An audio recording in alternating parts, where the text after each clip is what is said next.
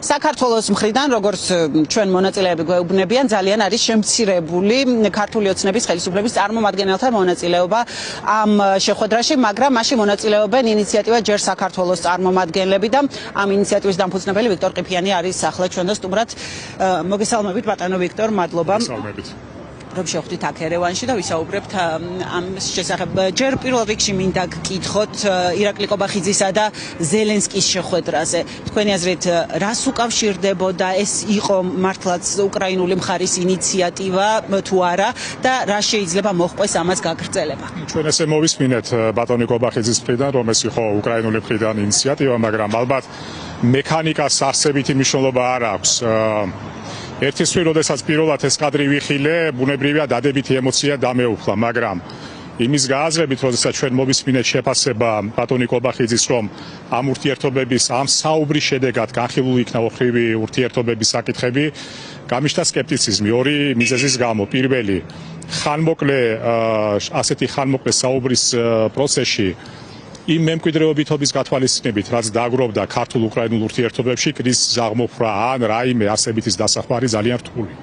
რატომ მოხდა, რის გამო და რა მიზეზებით წარმოიშვა ეს კრიზისი, ეს ჩვენთვის ძალიან კარგად არის ცნობილი.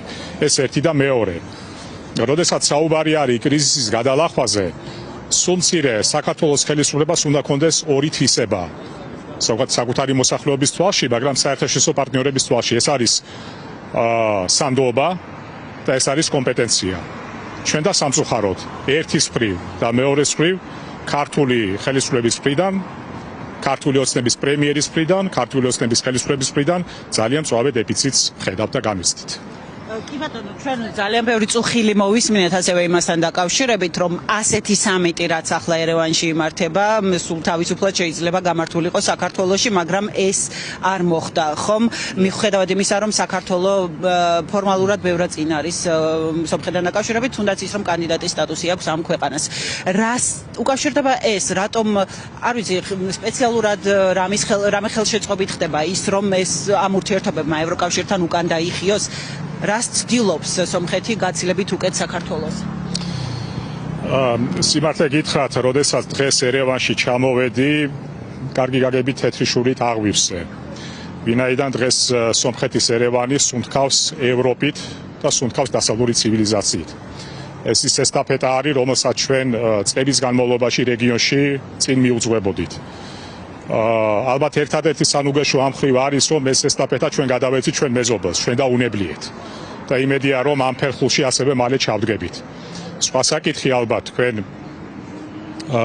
საუბრობდით, მე მოვისმინე თქვენი შესავალი სიტყვა და ერთი რამ, რაც აღსანიშნავი არის, რომ რა თქმა უნდა დღეს სომხეთის როლი, სომხეთის ფაქტორი არის ძალიან ძლიერი, მაგრამ სომეხ კოლეგებთან სხვადასხვა ჩვენთვის საკონტაქტო პირებთან საუბრისას ჩვენ შევთანხმდით იმაზე, რაზედაც ალბათ შეთანხმება არ გვჭირდება. რომ სომხეთის ფასი, სომხეთის ღირებულება, ისევე როგორც საქართველოს ფასი და საქართველოს ღირებულება ევროინტეგრაციულ პროცესში, მხოლოდ ურთიერთშევსებით არის შესაძლებელი.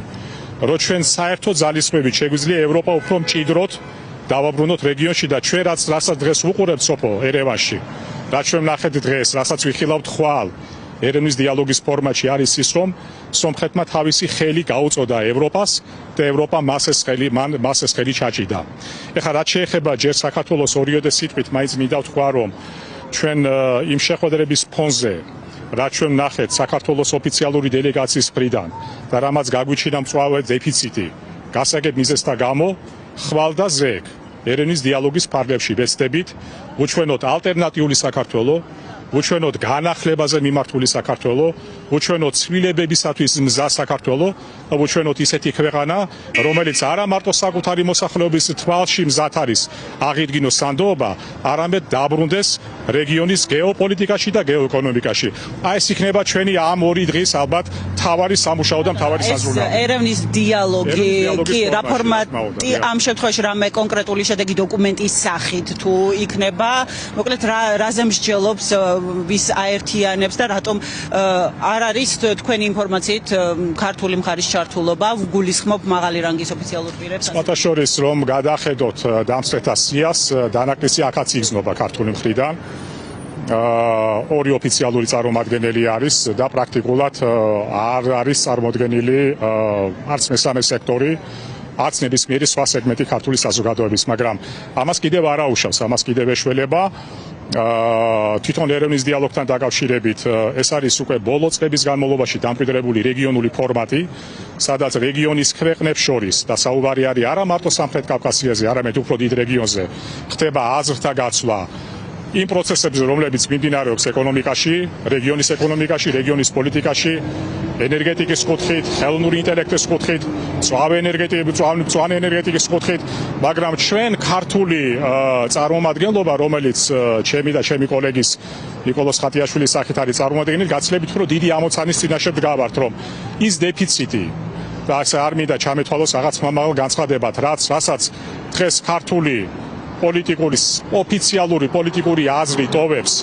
ის დეფიციტი, რასაც ტოვებს ასეთ არენებზე და ასეთ ასპარეზზე, რამენაირად ჩვენი ძალისხმევით, ჩვენი სამოქალაქო მიდგომით, ჩვენი პროფესიული ცოდნით გრებავთ, ჩვენი სანდოობით ალბათ გარკვეულ წრეებში შევავსოთ და შეძლების დაგვარად კომპენსირება გავუკეთოთ.